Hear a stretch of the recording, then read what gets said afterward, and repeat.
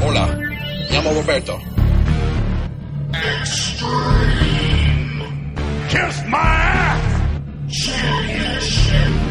I broke my back. Podcast. All right.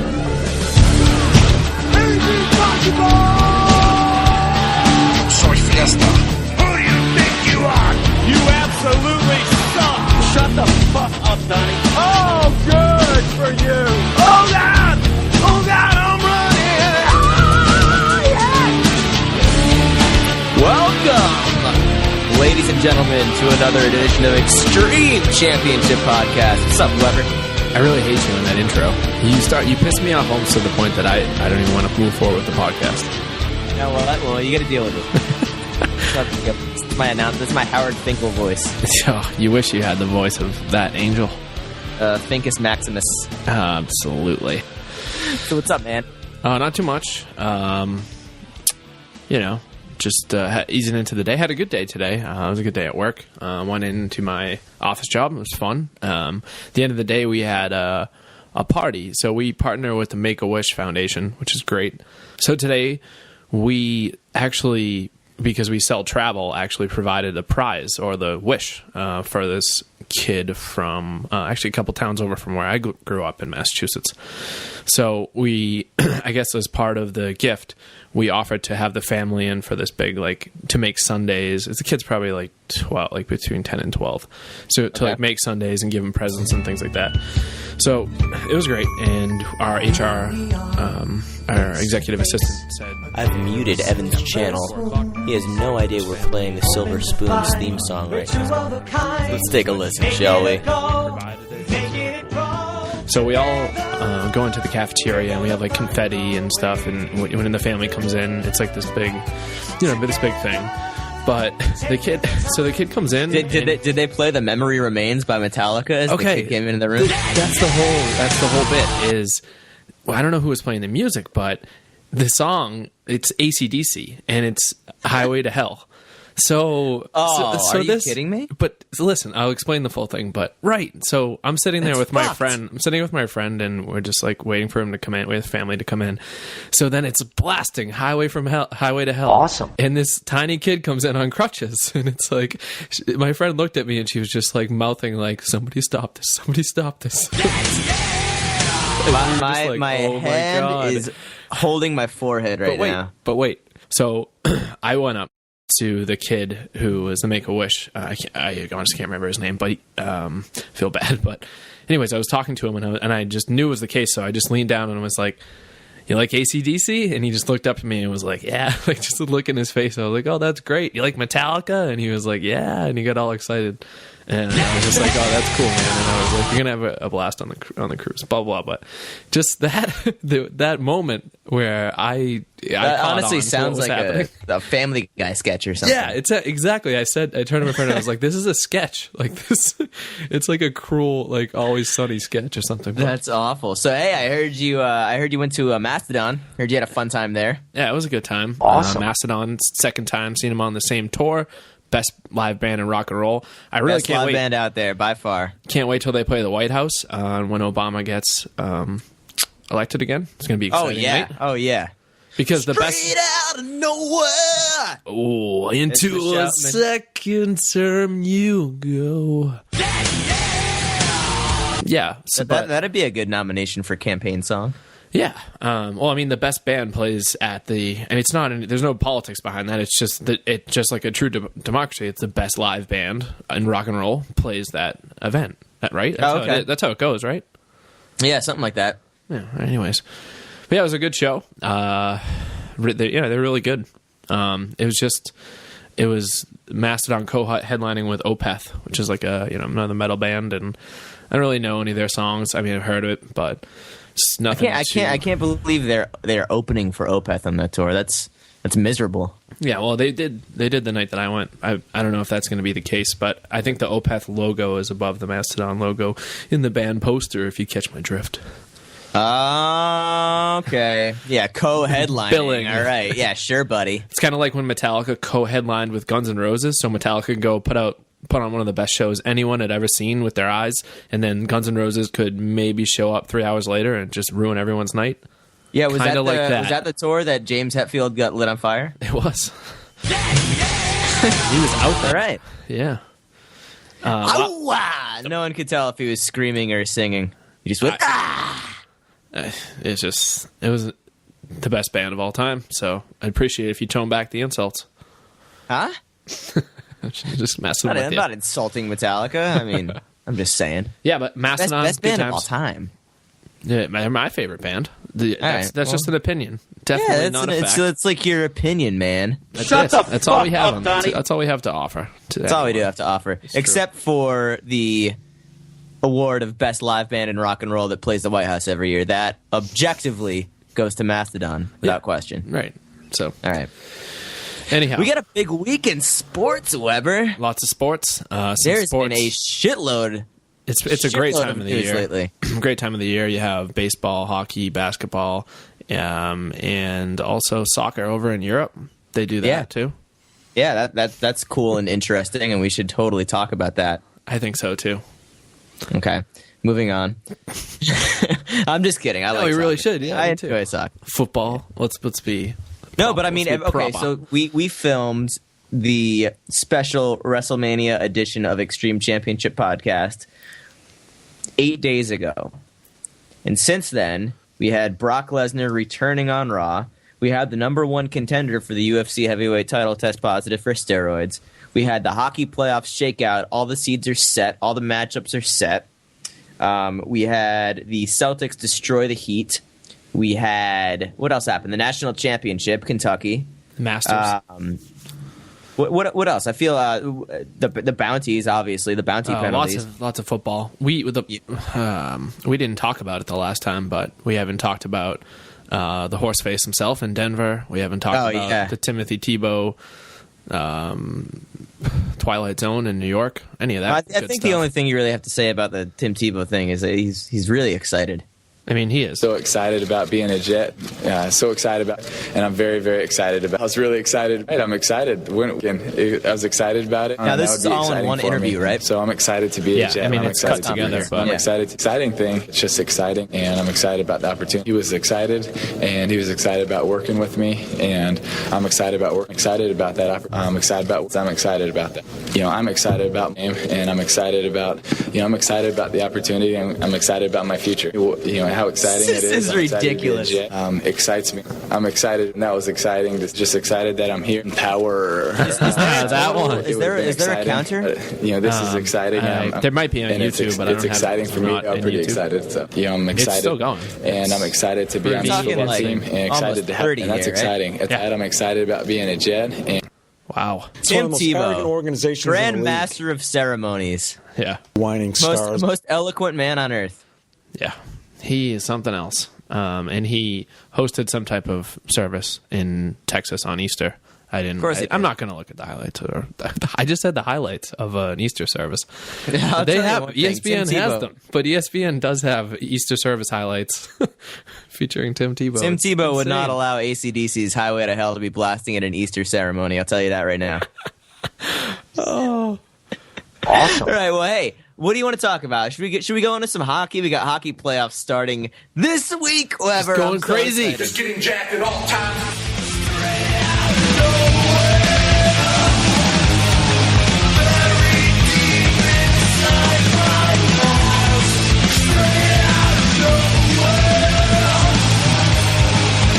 Look, I have never seen a bunch of guys look so fucking down when something bad happens. What are you guys, like prima donna perfect, that if you can't fucking handle adversity, so shit's not going right. Fucking get your heads out of your ass and fucking make it work by outworking the opposition. You kill two fucking men, and then we stand around and watch it while they fucking score here. Well, fucking you come to the bench like fucking this, and when the power play it's not working, so you're trying to stick handle, you're looking like this and not standing. Outwork the fucking guy. You're guy. looking like this and not standing. Don't just think you want it. Go out and fucking want it. Surely the fuck we can deal with this. Oh man, Bruce Boudreau Dude, while we're on that topic, okay. You don't know what it's like to want anything until you fucking wanted something. Don't just think you want it. Go out and Because you can say that you it. wanted things like a nice meal or even a trip to the ATM so you could take out some paper money. But you don't know what it's like to really want something. It's borderline need when we're talking about go out fucking and wanting. Show you fucking want it. Don't just think you want it. Go out and fucking That's the way want I it. feel. Yeah, that was hilarious, and I just love how he stumbled over his words because you could tell he was so mad and just had all this shit to get off of his chest because the team was in the middle of like a 10-game losing streak or something. And, well, they fucking... Yeah. And he So had the to, power play doesn't work, and they're skating around you while you're not standing. What? That's a really high pressure situation too, particularly if you're on a losing skid and it's on. Surely the you fuck know we it's going to be can on TV. deal with this. So not only you have to be the coach and really and be the backbone and the driving force of the team, regardless of cameras that are there. So you have to do that. You have to provide an inspirational speech, but you have to also kind of dress it up so it's entertaining. It's pretty stressful. I can only imagine. And he's fired. And that was the first year that longer. 24/7 show came Right. out. It's only been around for 2 years, right? I think so. Yeah. The HBO show that they followed both teams leading up to the annual Winter Classic game. And that outburst by Bruce Boudreau really sort of went viral and actually made the show. And now it's one of the better shows on television, I think. Yeah. Definitely a good show. But while we're on that topic, you know how John Tortorella, the coach of the Rangers, freaked out this past week on the Pittsburgh Penguins and Sidney Crosby getting all these calls? This was after the Penguins defenseman laid out Brooks Orpik laid out Derek Stepan on the Rangers with a bullshit. It's a cheap, dirty hit. Exactly, a cheap, dirty hit. Just a knee-to-knee crap collision that Derek Stepan had to be helped off the ice. Just no respect amongst players. None. Yeah, roll that. Do you have the clip where he just rips on Crosby and the organization? And It's a cheap, dirty hit. It's there just, he goes. I wonder what would happen if we did it to their two whining stars over there. I wonder what would happen. So I'm anxious to see what happens with the league with this. Just no respect amongst players. None. It's sickening. Why do you think that happens, a play like that? Ask the guy who did it. Ask him. It's one of the most arrogant organizations in the league. They whine about this stuff all the time, and look what happens. It's ridiculous. But they'll whine about something else over there, won't they? Starting with their two stars. It's fucking, by the way. Yes. That was left out. Yeah, man. So while we're on the topic of Bruce Boudreau, I keep calling him Boots. I called him Boos a few times too. While we're on the topic of Bruce Boudreau and the 24/7 rant that you just played, so the NHL comes out. They fine. First off, they don't suspend Brooks Orpik for that knee-on-knee hit. Then they come out and they fine Tortorella for his post-game comments, that interview we just rolled. And the only reason they fined him was because he swore. At least I think that was the NHL's reasoning. It's sickening. Okay. But it's like they encourage them to swear on 24/7. Like we were just talking about how Boudreau's speech sort of broke the ice for 24/7. So when they're on camera for 24/7, they're encouraged to swear and show their personality and show their true colors or whatever. But then when something like this happens and Tortorella comes out and says something in the press, you're going to fine him for it? It just seems a little hypocritical to me.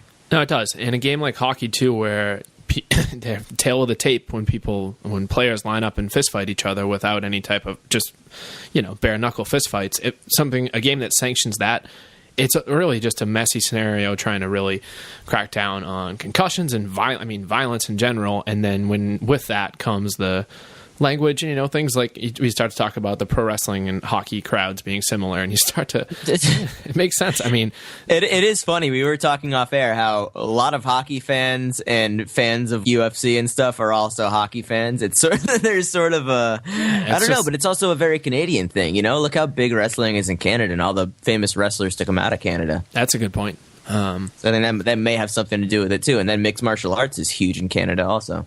But we got some amazing playoff matches. This might be one of the best first rounds I've seen in a long time. I mean, there are some great matchups, and it's sort of these things you need to have them in hockey still. You do. These knee-on-knee hits, these cheap shots, coaches calling out other teams and other organizations and players and the press, and you need to have this animosity because once it happens, and the 8 teams are seeded, and the playoff matchups are set, and it's ready to roll. I mean, you get some. This is what creates all the drama, you know?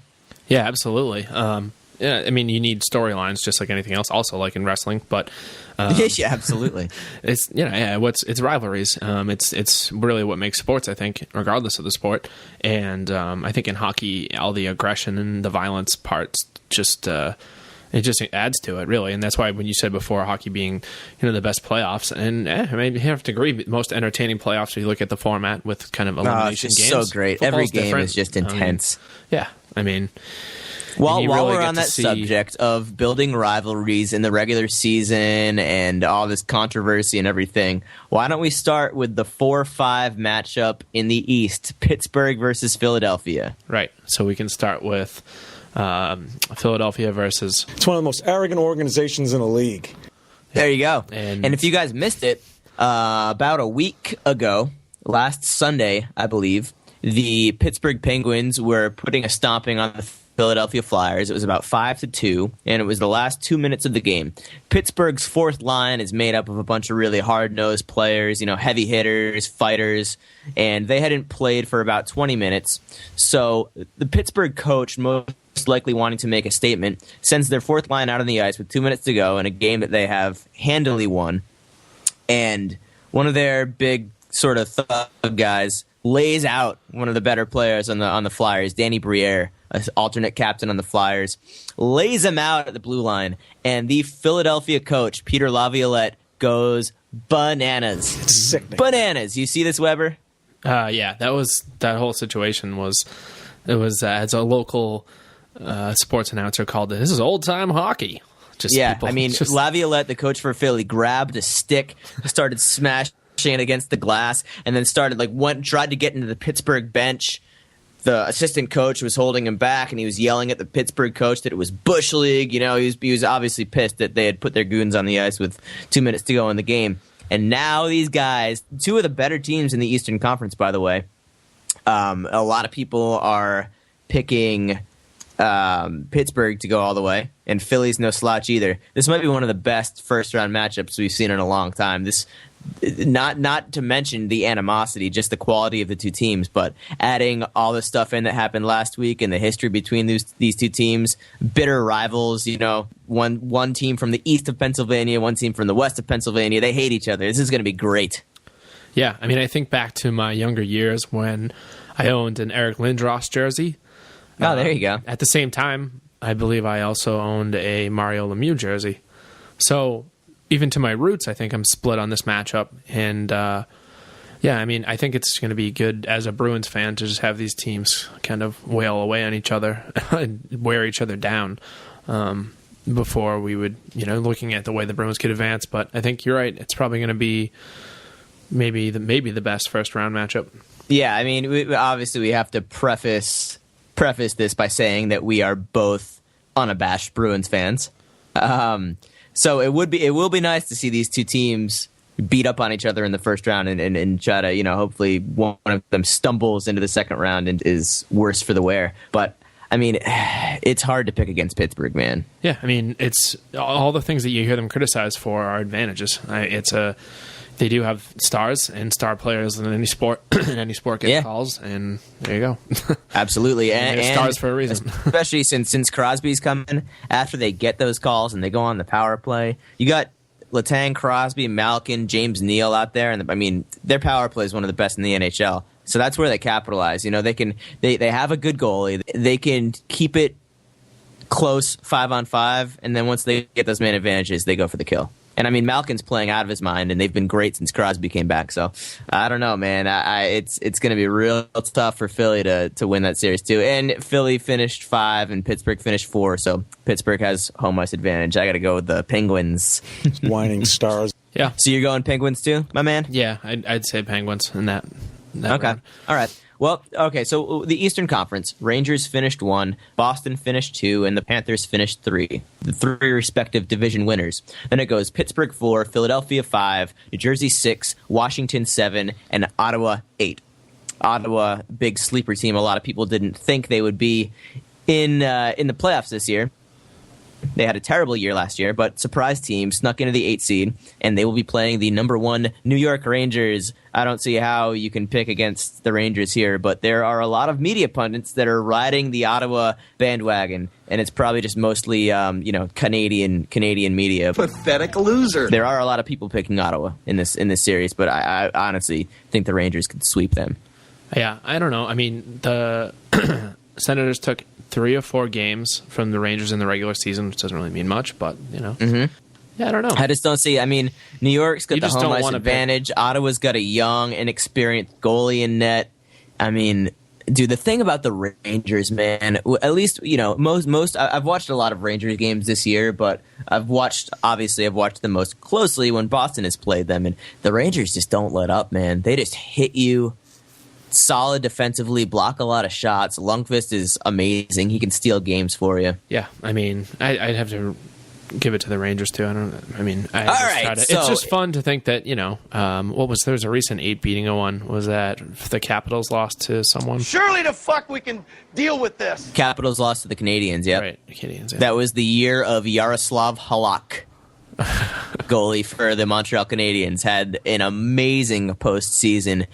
And Philadelphia that was the year that Philadelphia lost to Chicago in the finals. Philadelphia played Montreal in the Eastern Conference Finals, and they barely got past the Canadiens because Jaro Halak was just on fire. And now Jaro Halak is the number 1 goaltender and likely playoff starter for the second best team in the NHL, the St. Louis Blues. It could be we'll get over to the Western Conference in a second. Let's just go over the rest of these matchups. Yep.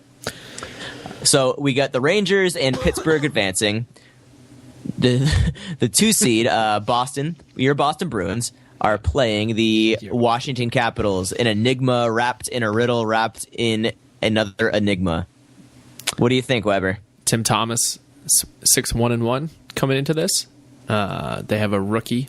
The Washington Capitals have a rookie named Braden Holtby. Braden Holtby in goal. Yep. I mean, I'm going to give it to the Bruins and be a homer, but at the same time... You have to. You have to. I mean, the Capitals are the most inconsistent team in hockey. They're such a trick-or-treat team, Yeah. And like you said, Braden Holtby is no slouch. He's a great goalie, but he hasn't played very many NHL hockey games this year. I think he played a couple at the very end of the season, right? But Vokun was their starter for most of the year.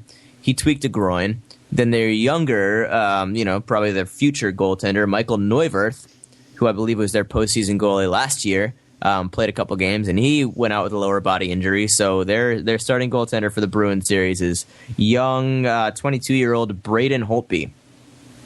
So yeah, I mean, I don't see how you can pick against the Bruins. The Capitals are fun. It's fun to try to pick them sometimes. Everyone does it every year. Tries to ride the Ovechkin wagon, and they're getting Nick Backstrom back. Their offense is pretty potent. But, dude, those defensemen, I mean, Weidman and Carlson and Mike Green, if he even play, you can hit those guys and make them cough up the puck, and I think the Bruins should take care of business.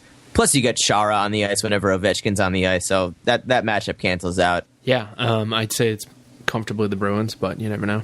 The Bruins are the ultimate back against the wall type team, Yeah, no, I agree. They really are. I mean, if there's an attribute you'd like to give your team and see your team have it would certainly be that. But at the same time, they take it for granted a little while. And last year, obviously, they won the Stanley Cup, going to 3 Game 7s, and then this year they didn't. They went through that terrible funk in January, February, March. They started climbing out of the funk around St. Patrick's Day when they finally fell to 7th place because Ottawa took over the division lead. So they briefly were in 7th place for one day, and then they started turning it on and then ran away with the division. Yeah, I think it was that quick 2-7, 1-7 drop. Yeah. They were like, all right, shit, we better get our asses in gear. They needed. Yeah, so Bruins. Okay. All right, Bruins. And then the 3-6 matchup is pretty interesting. You have the Florida Panthers, coached by former NHL player Kevin Dineen. Surprise Florida Panthers. They had a ton of cap space this summer, went out and spent a bunch of money on players, and here they are sitting at the number 3 seed, the winners of the Southeast Division, probably the shittiest division in hockey history. And then you have them playing the New Jersey Devils, who whose coach, Peter DeBoer, was Florida's coach last year and promptly got canned in the offseason. Another professional wrestling subplot for you here, Weber. Yeah, the old valet swap. Yeah, there you go. So Florida, New Jersey. I mean, New Jersey's clearly the better team. I don't see how Florida wins this series. You know, I can only think about this series. Martin Brodeur. How old is he now? Because back when I was fanatical about hockey, when I was pretty young, I'm going to say, wasn't he on the New Jersey Devils when they won the Stanley Cup in 1993? Is that right? Or is it later? No. Later than that? Well, first off, he is 39 years old. 39. Okay. And I believe they won the Stanley Cup in 90. Is it 7? 6 and 99. Okay. Yeah, that sounds right. 93 was, yeah, because that's anyway, so 1996. I mean, back when Marty Brodeur was running the show, we didn't even have PlayStation. We didn't have PlayStation 2. We couldn't even order delivery from Chili's with our dining in apps. Like, it was a different world. This is my memory is a little foggy, and I know the Devils won 3 Stanley Cups. They won the Stanley Cup in 94, 95, 99, 2000, and then 2002, 2003. Wow. So, yeah, there you go. Well, he's a legend. Yeah, I'll give that. I mean, any team that you remember playing them, like playing those players in NHL 95 on Sega. Yeah, and I was just going to say, in a hockey game on the Sega platform. Oh, yeah. Well, NHL 95, 96, man. Oh, God. Just blurry strokes. It does not get better than that. And Brodeur was filthy in that game. Let me tell you. Oh, he was. It was just blurry strokes of color on the screen. Oh, yeah. So good, though. Yeah. So another running subplot here. Can the Boston Bruins, who seem like they're relatively healthy despite missing Nathan Horton, obviously, who's probably not coming back, can they become the first team to win back-to-back championships since the Detroit Red Wings of 97-98? What do you think? Yeah, why not? I mean, I don't see... It seems like there's a lot of parity, and you do see some upsets in these first rounds. But yeah, I don't think there's any reason. I think they could be. Would I guarantee it? I mean, I don't know. To be honest with you, no. It's a super diehard hockey fan to begin with. But I'd say they, depending on what happens, they could have a relatively easy road because they could end up playing Florida if somehow Florida beats. How does that? I'm thinking how this. There is a way. So if the top 4 seeds all win, the Rangers would play the Penguins, and the Bruins would play the Florida Panthers in the Eastern Conference semifinals. That's now if we go by our predictions. And I assume are you taking Jersey also, or are you taking the Panthers, the Cats? Yeah, I said Jersey. So they would. Okay, so if all of our predictions win, the Rangers would play the Devils, and the Bruins would play the Penguins. So no matter what, that second round matchup is going to be real tough. Yeah, but it'd be interesting. Those are our predictions. The official Extreme Championship podcast predictions: New York Rangers, New Jersey Devils, and then Boston Bruins, Pittsburgh Penguins. Book it. If there was a way the Bruins could land the Flyers anywhere, I would choose that because I feel like they really have their number. The Bruins own the Flyers ever since the historic collapse, the 4 straight losses in the playoffs after being up 3-0. Yeah, they pretty much spanked the Flyers every single time, huh? Pretty much. You want to move on to the Western Conference here real quick, Weber? Let's get there. We'll knock these out. All right, Vancouver versus the frustratingly inconsistent Los Angeles Kings. The 1 seed versus the 8 seed. What do you think? Good goaltending, both sides. I'd be interested. I don't know too much about the Kings, but you're out in Los Angeles. I imagine you've seen probably a number of their games, been to a few of them. You want to like the Kings because they have a lot of good players and they should be loaded. They spend to the cap, but man, they're inconsistent. They have trouble scoring goals. They lose a lot of 2-1, 3-2 games. You know what I mean? And Jeff Carter he's been injured recently. He's skating, so we'll see what happens there. But I mean, I don't know how you pick them over the Canucks. The Canucks are playing great hockey. Best team in the NHL for the second year in a row. They're going to capture the President's Trophy. Home ice advantage. Jonathan Quick can steal you a few games. He's having an unbelievable year in LA, but I don't think that's enough to really pick LA in that series. Yep. Isn't Henrik Sedin hurt? He got a concussion recently. Henrik Sedin skated today, so he should be coming back. Okay. Either way, though, I'd give that to Vancouver, but be interesting to see what happens with him down the line. You have to. And also be interesting to see what happens with the backup Schneider if Luongo starts to just melt down again in the playoffs. Yeah, I mean, you got to think there were two separate series last year where Alain Vigneault, the coach for the Canucks, brought in Schneider. That Chicago series, he had Schneider start a game on the road in Chicago. And then, obviously, the Bruins series, Schneider was in a bunch of times in Boston. Yeah. So you got to wonder. That's got to be in the back of Luongo's mind. The first road game he plays. The first road game he plays, he's like, man, if I don't do well, coach might not put me in again on the road. Pay attention to local Vancouver media, but I read that it is an issue. It's a debate there. I've been pumping his tires ever since the series started. I haven't heard one nice thing he had to say about me. Another big tidbit of information that was previously not public information. I believe Mike Keenan, who was the coach of the Florida Panthers in 2002, was on Sportsnet last night. Anyway, during an interview, he was the GM that traded Luongo from the Florida Panthers to the Canucks, right? Okay. He revealed that him and the Boston Bruins had a proposed 1-for-1 deal that year. That was also the year the Bruins traded Joe Thornton to the San Jose Sharks. And apparently, Mike Keenan and Mike O'Connell, the GM for the Bruins at the time, had a proposed 1-for-1 deal. Luongo for Joe Thornton. But the Florida owner refused at the time because he didn't want to take on Joe Thornton's contract. Wow. That's interesting. Imagine that. Imagine if Luongo and Tim Thomas were battling each other for the starting job right now. But Tim Thomas would probably still be in Finland. Maybe. Or he would just win out because his attitude, but who knows? Yeah. I've been pumping his tires ever since the series started. His Republican not going to take any shit from the government. I haven't on me attitude. I haven't paid too much attention to him, but is it even Republican or is it something more radical? I don't know. It's who cares? Something more radical. Him and Dave Mustaine should go have some lunch together one day. Go to the White House if the president invites you there. It's an honor. You fucking schmuck. Really? Yeah. No, but he's a great. He's such a likable guy, though. It sucks that he had to be such a douche about that whole thing. Yeah, it's just weird. Yeah, whatever.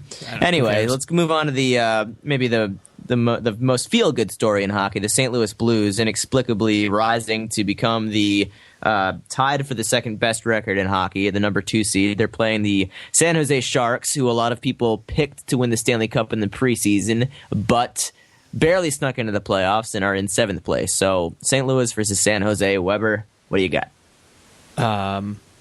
San Jose.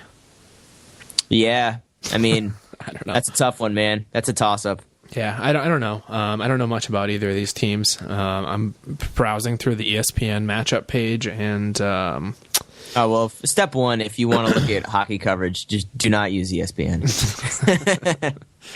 No, but yeah, you're right. I mean, San Jose, one of those teams that a preseason favorite, very widely inconsistent. When they turn it on, they can turn it on, but inconsistent. So I don't know. St. Louis grinds you down. I'm going to pick St. Louis. Great goaltending. Yeah, I'll just, heck of it, stay with San Jose. Who knows? All right, real quickly, we got the Phoenix Coyotes versus the Chicago Blackhawks. Jonathan Taves is hurt. That sucks for Chicago, but I still think they'll pull it out versus Phoenix. Yeah, I'll give it to the Blackhawks. No reason. Chicago is a more powerful media market than Phoenix, so typically it's probably going to attract better players and more likely to win this game. Okay, and then series. The second best matchup in the first round, probably the two best 4 or 5 matchups I can remember. You have Philly-Pittsburgh in the Eastern Conference, and then the Smashville Predators sitting at 104 points, the 4th seed, against the Detroit Red Wings at 102 points. What a matchup that's going to be. Both teams, if both those teams happen to sneak into the 1 and 2 seeds and won their divisions, which, I mean, Vancouver and St. Louis ran away with it, but Nashville and Detroit could have been a Western Conference final. Those two teams are legit. So you say this is, along with Philadelphia and Pittsburgh, the best first round matchup? Nashville's just Smashville, man. They have so many just hard-nosed players. Shea Weber, Ryan Suter. A lot of people are getting swept up in the whole Nashville thing. Like Nashville, for a while when they started the franchise in Nashville, there were a lot of people, a lot of media pundits, especially out of the Canadian region. Surprise, surprise. You are one pathetic loser. Who are bashing the Nashville Predators and bashing the city of Nashville for getting a team. And the fan base is just really taken to them. It's one of the best fan bases in the NHL now. And they've got the whole Smashville thing going on, and they made a lot of moves this year, and they're positioned to be a legit Stanley Cup contender this year. But there are a lot of people picking Nashville, but I'm with you, man. I just can't bet against the Wings. Can't bet against them. I once knew a girl from Nashville. Wait, really? Hold on. Okay, go. I once knew a girl from Nashville, and that woman's father was a fan of the Nashville Predators. I love how you're going all Marlon Brando on us here, Weber. That says a lot to me. It does? It does. What exactly are you deducing from that? There was a passion there.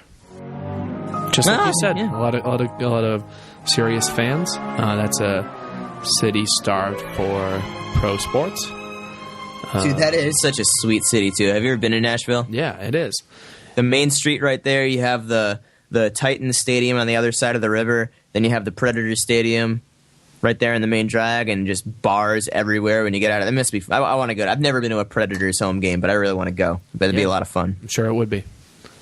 All right. Well, those are the official Extreme Championship Podcast first round picks. So take that to the bank if you so choose. Invest wisely. Invest wisely.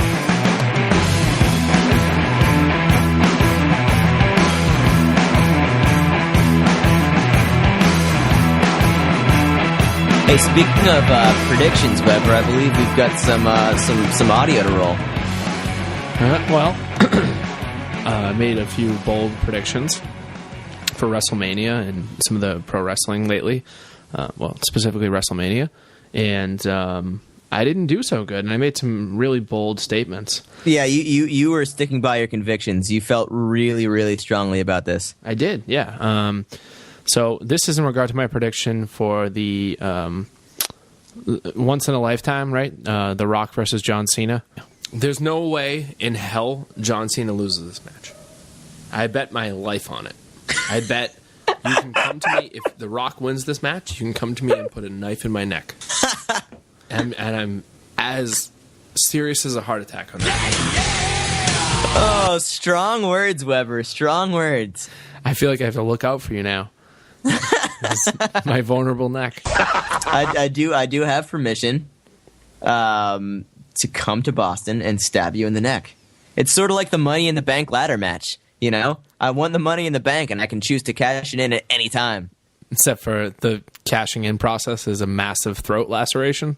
Yeah, exactly. Yeah, it's just a knife right to the gullet. It's a keen analogy, I'd say. Easy comparison. So yeah, watch your back, Weber. What'd you think? What'd you think about WrestleMania? Oh, I thought it was really great. I really liked the setup. It almost reminded me of a much bigger WrestleMania 9, the way they had the pillars around the open air. Yeah, I like when it's in a big awesome, stadium. I like when it's outside. How many have been outside? That was I think a lot of the recent ones they've been doing outside. A lot of them. I think actually I heard a story about after they did WrestleMania 21, I believe, was in Hollywood. Vince McMahon went to the people that book WrestleMania after that WrestleMania, and he was like, no more indoors. It was at the Staples Center. He's like, I just want to do stadiums from now on. Kiss my ass! So it's pretty much been stadiums since the then. The spectacle has heightened intensely. I mean, it is, and that set was cool. I mean, they jammed 80,000 people into the Sun Life Stadium where the Miami Dolphins play. Yeah, I mean, it was perfect. It was, let's get The Rock is a legitimate star outside of wrestling. Let's get, he's a headliner in his hometown. He's going to get a huge pop. Let's get as many people as possible, and really, Yeah. I mean, it's almost like is that Andre the Giant Hulk Hogan match any good if it's just in a bingo hall somewhere, or like in a house dog show track somewhere in Topeka? Yeah. It was,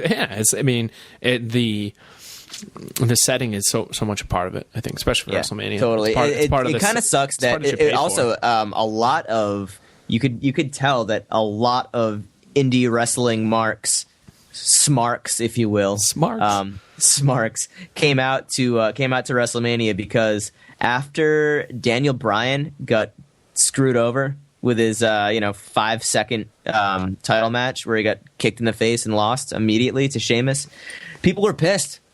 Daniel Bryan is the indie darling of wrestling right now, and you could tell after he lost, there were just the yes chants throughout the rest of the night. It was great.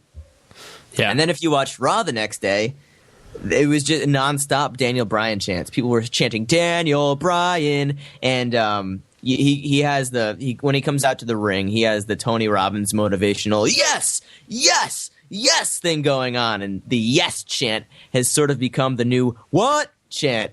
It's sort of replaced Stone Cold Steve Austin's famous what chant, because that night on Monday Night Raw, even when Brock Lesnar came out and was just destroyed John Cena, I mean, it was just breaking news. Yes.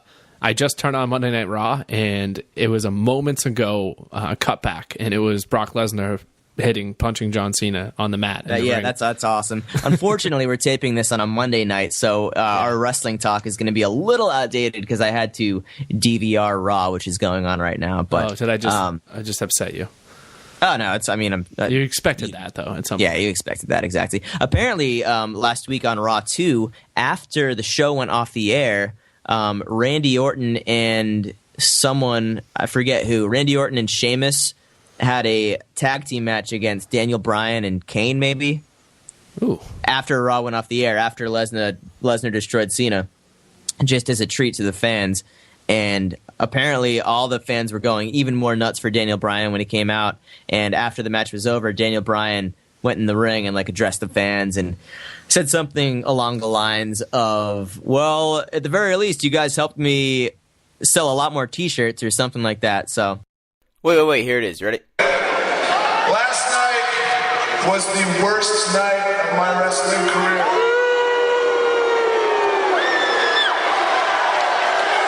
But thanks to you people here, thanks to everybody here chanting yes.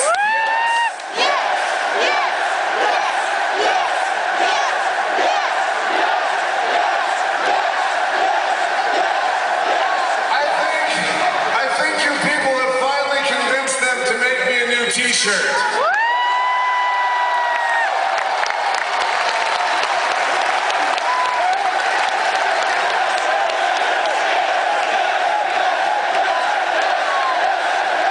Miami, Florida, and to everybody who came to WrestleMania and is here tonight.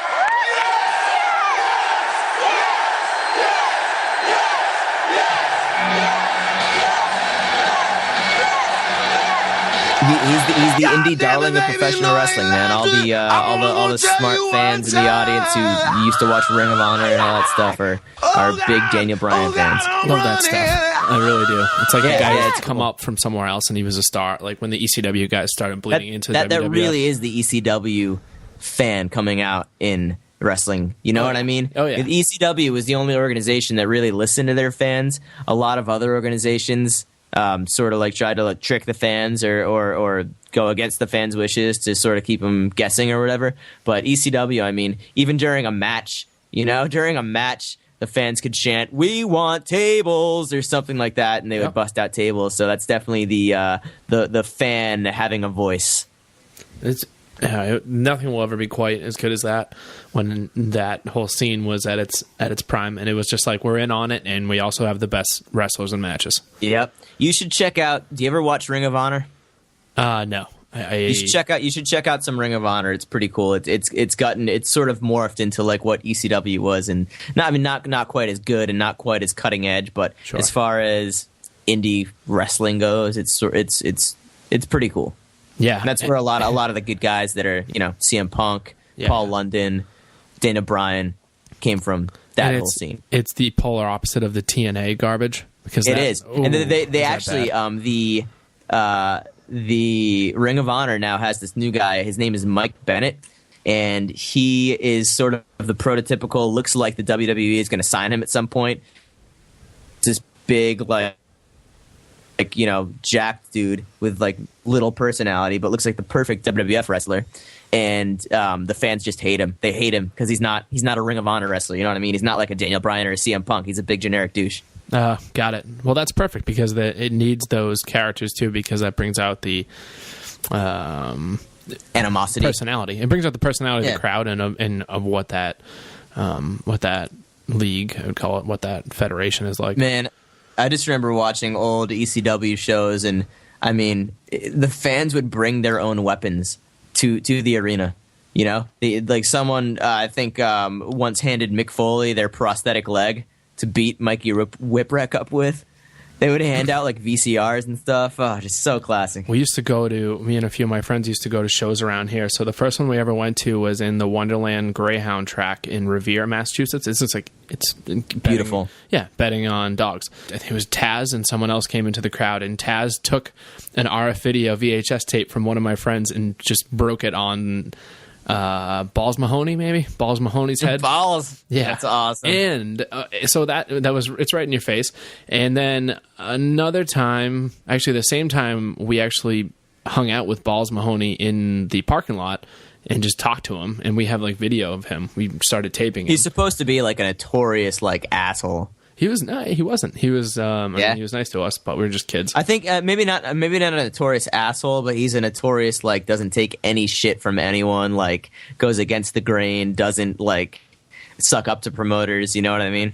Yeah, I mean that's probably why he's not in the WWF or anywhere where he's making real money. But so there was that, and then the time that I went to see an indie show after ECW. I think actually, sorry, while you're on the subject, I remember hearing a story a couple years ago about Balls Mahoney getting arrested for like pulling out a knife in a locker room fight with another wrestler or something.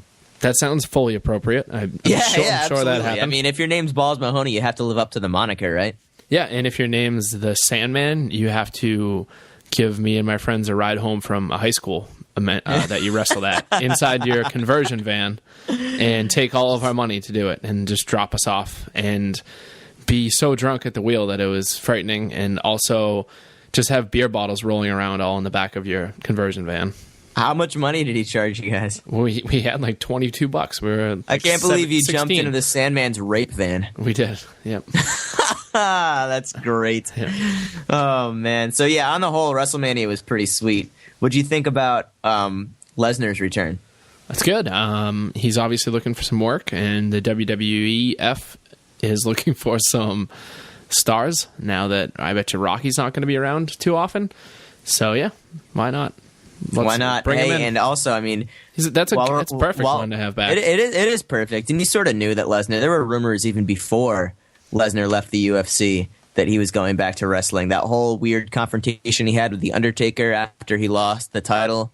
Remember that? Oh, right. Yeah, I do. In the crowd, yeah, the Undertaker basically and Brock Lesnar were like yelling at each other or something. So there's a lot of talk, and a lot of the people knew that Lesnar was coming back. They were actually chanting his name at Raw. If you go back and watch that Raw, there are a bunch of "We want Lesnar" chants. But it's kind of interesting on that topic because the guy that basically beat Brock Lesnar so bad that he retired him from the UFC is about to get a number one contender a title shot against the champion Junior Dos Santos. This guy, Alistair Overeem, literally just tested positive for steroids the other day, and the main event, which was supposed to take place in late May, is now in question. Yeah, I mean, so now this guy he's subject to random drug tests. He pissed hot. Guess what his testosterone to endotestosterone ratio was, Weber. Oh, I guess read what that. It was. It was like, wasn't it 30-1? Or it wasn't quite 30. The normal ratio of a human being is 1-1, and the World Doping Agency, which tests for like the Olympics and stuff, they have a limit of a 4-1 ratio. Alistair Overeem tested 14-1. Yeah, that's 14 insane. times the testosterone of a normal human being. That's it sounds like you should be dead. I don't know how that affects you and how that scale. I'm just surprised that Brock Lesnar. I was expecting Lesnar to release some sort of statement, because if I'm Lesnar and I know that I went into the octagon against some roided up freak of nature, I'd be kind of pissed, right? Yeah, I'd say so. I think he's probably already locked into WWF, though. What can he do? Is he going to go back to Dana White? Well, absolutely. And he had that intestinal disease that was, I guess it was life-threatening for a period of time. But, I think his days as a actual athlete were pretty numbered because of that. So. Yeah. So he probably, I don't know if he gets paid more. Where do you think that stands now if you're a top billing UFC card versus being like a stud in the WWE and being like one of the main eventers as far as salary? It depends. I think Lesnar probably gets, millions he probably makes millions a year. Yeah, to be a WWE superstar plus merchandise sales. And then I know that Lesnar made about, because they publish the quote unquote salaries, the base salaries that they pay the UFC fighters, but that doesn't count kickbacks, sponsor money, all that stuff. Yeah. So Lesnar's base salary, I believe, every time he fought in the UFC was $450,000 for a fight. Okay. But then you get, I'm sure the promotion gives you little bonuses here and there. They don't report. And then you have all the money coming in from sponsorships. So I'd guess that he makes more money in the WWF, though. I'd guess. Just because of merchandise sales, all that stuff. You know what I mean? Yeah, and I think he's a bigger part of the overall draw in WWE because if he's going to feud with Cena, then he's top bill. I don't know, man. I mean, he broke records he was the UFC's number one pay-per-view draw by far. Sure, yeah. I mean, but I think what did wrestling do to build that up? Like what percentage of that lift that UFC absolutely got? Because I don't know. I mean, and who knows? Maybe he'll come back in 4 years or 5 years and fight a one-off UFC novelty match or something. Who knows? But pull the old Kenny Shamrock. But did Ken Shamrock ever go back to UFC? Yeah, the old Kenny Shamrock. Yeah, he did, and he got his ass kicked. I bet he did. Oh, that guy is a complete joke. He's fighting in like bingo halls. I bet he is. He's a complete joke of his former self. He's single-handedly destroyed his legacy in the past like 10 to 15 years. Well, all the power to you, Ken. You absolutely suck. Keep on trucking, big guy. Yep. Well, that was a pretty legit week of sports. We didn't even touch on the NBA, the NFL. We got a bunch of the UFC basically took a 2-3 week break. We got that starting up again. We got hockey playoffs, so I'm sure we'll be back in about a week with another ECP for y'all to digest. And we got some interesting bits coming up too. So it's not us knuckleheads just talking about dingus sports. We can have some fun too and do some laughs as well. Yep, we've got some pretty interesting celebrities coming on to do some stuff for us. You guys will want to stick around for. So we'll be sure to tweet and Facebook and Google Plus that shit out for you guys, so you're in the loop. Hit that Google Plus hard. As hard as you can. Hit that Google Plus hard. +1. Instagram. I don't even know if I have a Google Plus account. If you have regular Google, you do. But did you see that Facebook bought Instagram for $1 billion today? That's fucking ridiculous. Is Instagram just sepia? The effect on a photo? Is that all? I mean, I don't use it. It seems like that's what it is. It's just a place to like publish your photos for the most part. Wow. 14 months. I mean, all you have to do is create a niche social networking company that people sort of use a little bit, and one of the big ones will just buy it up. It's nuts, but yeah, it's crazy. I mean, yeah, it's pretty nuts. Pinterest is going to be the next one to sell for a shitload of money. Yeah, it's the third biggest now. Something LinkedIn or something told me today that Pinterest is the third biggest. Is it really? Network. Wow. It happened so quick. I've never used or seen Pinterest in my entire life. Nope. Yeah, Twitter, Facebook, I'm all set. Well, maybe we should go. We should get on that, Weber, and I'll Pinterest you my top 10 WrestleManias. Sergeant Slaughter. Okay. Yeah, and you can buy them for me as a result of losing the WrestleMania predictions. I think I'd rather the knife to the neck. All right. Knife to the neck it is. All right, buddy. Well, I'll see you next week. Fuck you.